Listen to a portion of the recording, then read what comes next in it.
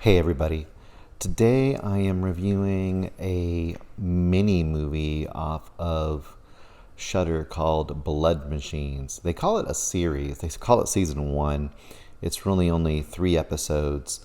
The episodes are named Mima, Corey, and Tracy. But the whole thing is only about 45, 50 minutes long.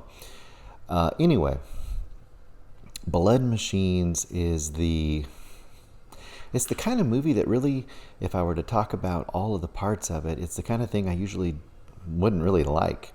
And I could see a lot of people really not liking it either. It's, highly CGI. It's got a bunch of dark synth wave soundtrack. The acting and the story are pretty not great. But it all comes together in a way that I really, really enjoyed. Now, why? Why did I like it? First of all, it's super bright and visually really inventive. Reminds me a lot of of the look of Mandy, maybe, or Color Out of Space. Some of these really psychedelic, super vibrant movies that are coming out these days that are very psychedelically, psychedelic inspired. Enter the Void, all these kind of movies that have that sort of a look to them. This one was, I guess, crowdfunded. The director goes by, and I think these are all pseudonyms. The director, I think, might be a duo, but they go by Sethickerman. And then the biggest influence, I guess, on this is the music, and that's carpenterbrut, or carpenterbrut, B-R-U-T. If you want to get a feel for carpenterbrut, you can go to the website or the YouTube that has all of the videos, especially the video Turbo Killer will really give you a feel for the look of Blood Machines.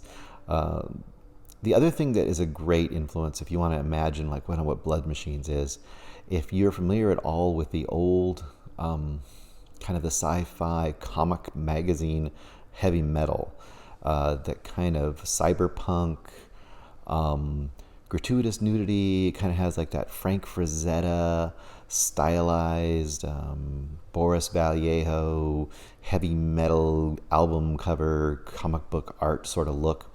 This is a kind of a live action version of that.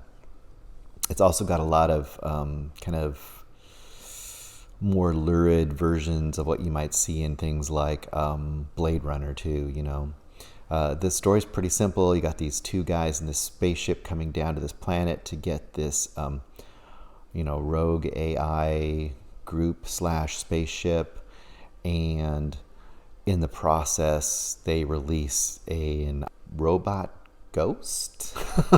It doesn't make any sense, but visually, it's crazy and interesting, and quite dazzling. And if you think of it as like a big, long, crazy music video, I think you'll probably enjoy it more if you're susceptible to these kind of things. I found myself really enjoying it quite a bit, and I went back and watched parts of it again, partly because the music is really infectious, I thought, and it really goes incredibly well with the visuals, which once again, even though the story is preposterous, and it's definitely not PC in many ways. I mean, it's got a lot of gratuitousness to it, as I said. There is some amazingly dazzling visual things to enjoy here. So if you have Shudder, I think you could do a lot worse than go out and investigate Blood Machines. If you aren't even sure you want to go that far, go check out the music video for Turbo Killer from carpenterbrut, and it's the same filmmaker and the same look. It's not the exact same storyline or exact same subject matter, but it'll give you a very, very close visual approximation to what you will get in Blood Machines. So I would say, for me, I rated it around a 4.5 star. I really liked it. I really enjoyed it. I can't really justify that rating to the average person. I could see people thinking this is utter trash. And sometimes I can go for some dazzling trash, and that's kind of the way I thought of this, dazzling trash, that I just found entertaining. So, for what it's worth, Blood Machines.